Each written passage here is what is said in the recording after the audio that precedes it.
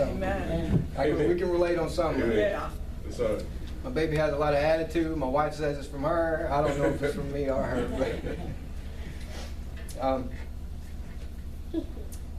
so it brings me to how the public is viewing law enforcement, especially in today's time, and it bothers us, not just me, but all law enforcement, about how we're viewed by the public. A lot of stuff that's going on in the media right now. We have a negative, kind of a negative vibe coming from everybody, and it's kind of a fearful vibe. And hopefully it starts here with that change, and I hope so.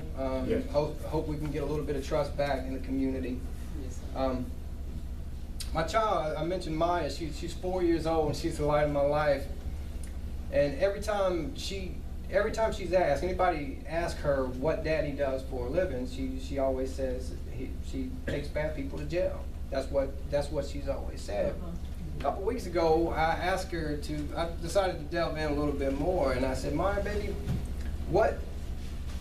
how does Daddy take these people to jail?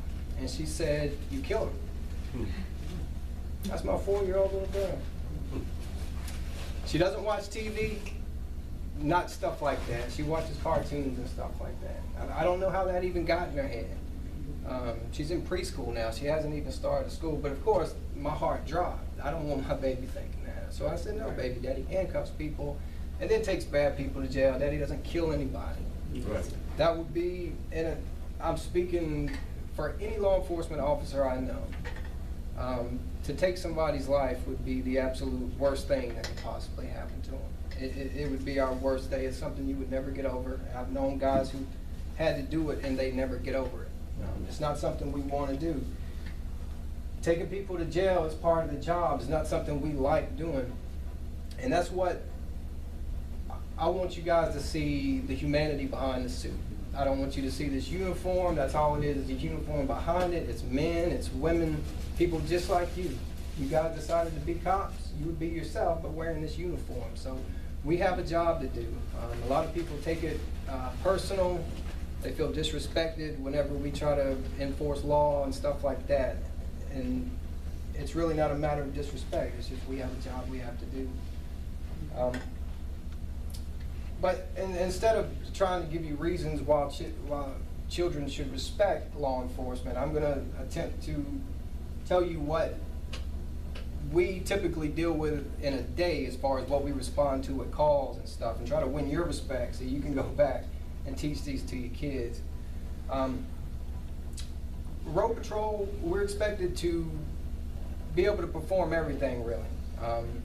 Any call that you make to the Cumberland County Sheriff's Office, property damage, B&Es of motor vehicles, of houses, homicides, major crimes that aren't homicides, shootings, anything like that. Small things, somebody communicates a threat to you, or burglar alarm. We have to respond to all that stuff, and we have to be able to handle all that stuff in different ways. And depending on, we work 12-hour shifts, so we do 2 weeks days and 2 weeks nights. So for 2 weeks, we work 7 in the morning to 7 at night, and the next 2 weeks we'll work 7 at night to 7 in the morning. So that's a rough shift, and it's a long shift. So now, any law enforcement officer has the duty and is taking the oath to always be professional. There's no exception if they're not.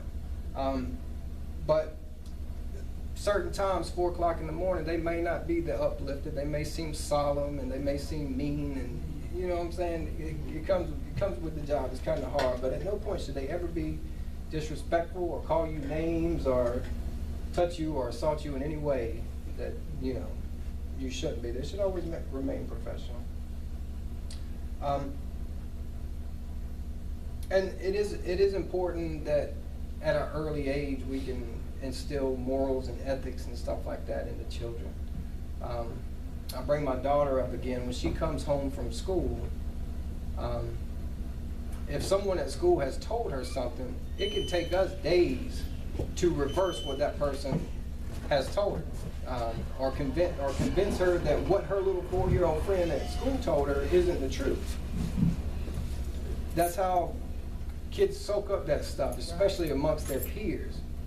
And And right now, you take shows like Sons of Anarchy and stuff like that, that's glorifying biker gangs, and those are big movements around here. All gangs are, Bloods, Crips.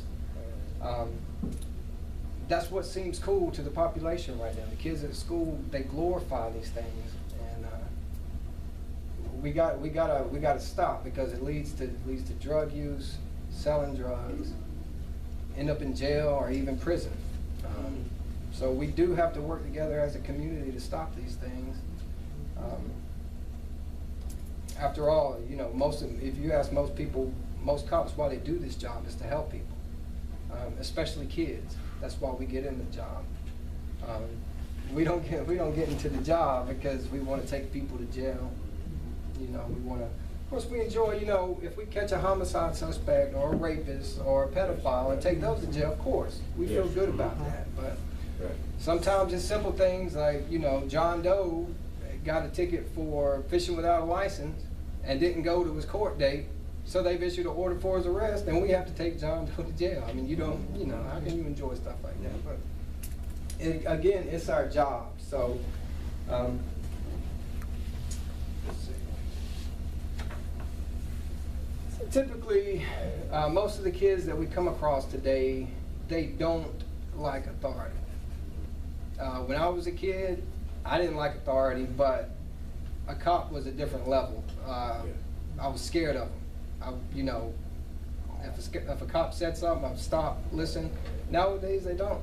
They give us just as much attitude as they give their parents. Their parents will call us out to the house, and we'll sit down and talk to the kids, and they give us just as much attitude and are rebellious. And so, and most of those are early to mid-teens, that those foundations haven't been set from when they were small children, and now they've gotten to an age where they've never had any type of discipline, and they're acting out now, showing out, and you can't stop them. They're running away from home, they're using drugs. Big thing right now is prescription drugs.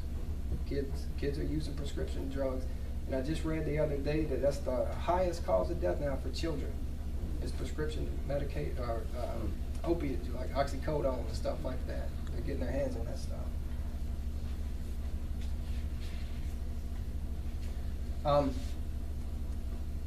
The groundwork, the morals, the ethics have to be instilled from an early age, and even laws. I mean, we like the Bible. We take the Bible. We have to pump this stuff into them at an early age, so those foundations can be built. Same thing with, you know, wanting your kids to trust the police, fire, rescue, EMS. We want your children to know that they can call us if they need us. We're here to help them, not take them to jail. That's, you know, if it has to come to that, somebody has to go to jail, they have to go there. But that's not why we're here. We're here to protect the citizens of Cumberland County, protect their property and protect their person. So does anyone have any specific questions as pertaining to how they could, things they may do to better influence their children to respect law enforcement? Yes, sir. Is there anything in Fayetteville, or like, you ever seen a show like Beyond Scared Straight? Yeah, there's not a Scared Straight program, but there is an assessment center, juvenile assessment center. I don't have the information or phone number, website here with me, but I'm sure you can Google it, Cumberland County Juvenile Assessment. They also have a thing called Teen Court, where they do use things like that. Of course, it's not videoed or anything like that, but they do. They have taken groups into the jail before and let them see it. So, but yeah, there are things like that. So it'll be up on the Cumberland County Sheriff website? It's a separate thing. So I don't know if there's a direct link from the sheriff's office website, but it might be. It would definitely be on the county website, I would think. Come on. I know part of the article in the paper was saying possibly things that we could do that juveniles would make us more receptive towards us. I just, at an early age, if I could say anything, would be cooperation. Generally, if anybody cooperates with a law enforcement officer, there's not going to be any trouble. I'm not going to sit, there's good people at their job and there's bad people at their job. That's at Walmart, that's at McDonald's, and unfortunately it's in law enforcement. The group I work with, the Cumberland County Sheriff's Office, I can't say nothing but good things. They're great. And our sheriff doesn't stand for any kind of racial profiling, any kind of bias against gender or anything like that. So I would say, and to the kids here, if you're ever approached by a law enforcement officer, just be cooperative, and then you're going to be on your way. If somebody in the neighborhood calls and says there's a suspicious person walking around my house, and when we get to that area, if we see a subject meeting that description, we're going to get out and talk to them. That doesn't mean you're under arrest, that you did it, or anything like that. You be on your way. It's a good thing to keep your hands out of your pockets. Even if you're an innocent, if you had nothing to do with it, we don't know what anybody has on them. And there's a lot of people out there right now that want to hurt law enforcement. So, you know, if we ask you to keep your hands out of your pockets, it's not because we're trying to cramp your style, we just don't like the way your hands look in your pockets, it's because we don't know what's in them. Right. That's the only reason. Does anybody else have any questions? I have one question. Well, we have a young man in our midst who's in the 8th grade, Brother Hollow. Mm-hmm. So that means he has about 4 more years in school. If he wanted to become an officer as you, what should he be doing to prepare himself when he graduates?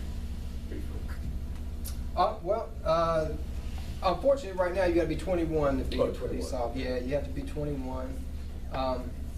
Now, another option before you get to law enforcement is the military. A lot of the guys that go in the military are coming out now and being police officers. If not, another good way is to go to school. A lot of people during that time from 18 to 21, they'll go and get like a criminal justice degree,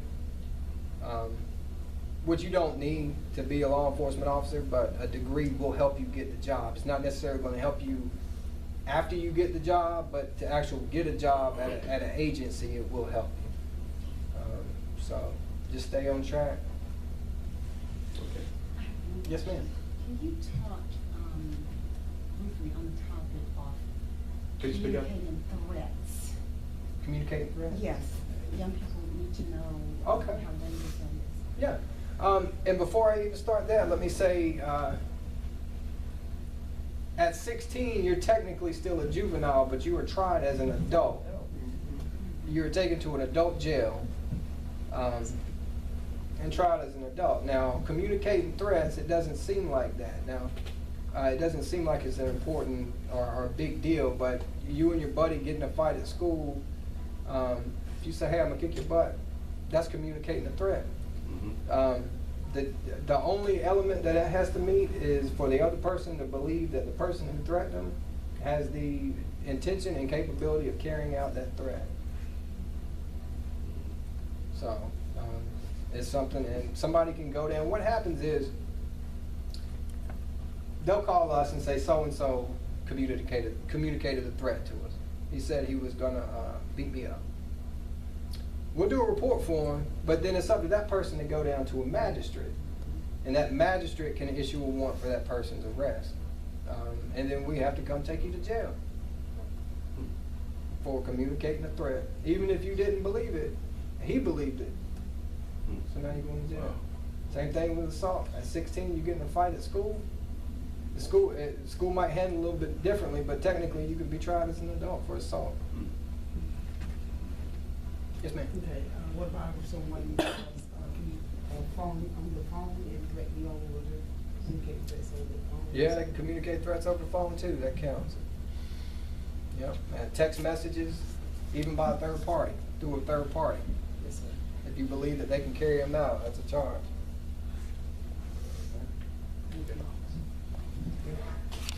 I think that is so important. Yeah.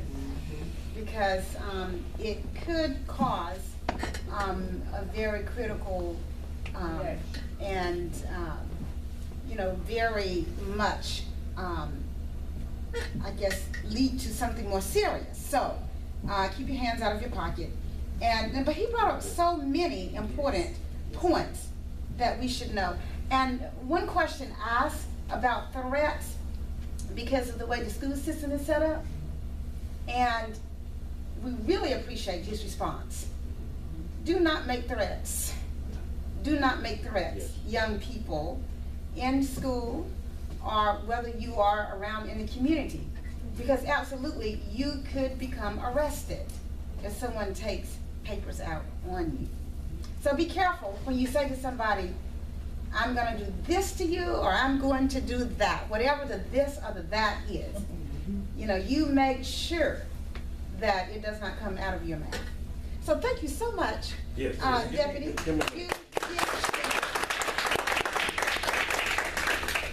And I think one last point I wanted to highlight that he made mention of, and that is that young people just don't like authority. That's right.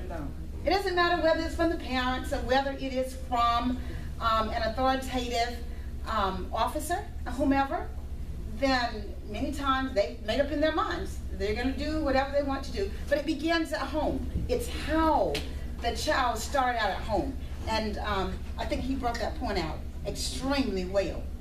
And you know, we have research and other materials that you could be very privy to in order to read about other, I guess, advice that could help you as well. Now we're moving on to another area that I think is much needed, and it is for the purpose, and thank you so much again, Deputy. Yes, ma'am. And it is for the purpose of making sure that every parent is on target with raising these children. Now you just heard that the deputy said he has a daughter, but of course his wife is an African American. Right. So therefore, you know, it becomes that the child then has that of a black African American mother and a Caucasian father, and yet fits in that mold, you know, with the African American. So what we're trying to do is make sure that we're reaching these parents in every area, regardless to what their race or culture may be. So on that note, we have a very capable speaker today, which is none other than that of Dr. Jeffrey Williams from the Department of Social Service. Would you all please?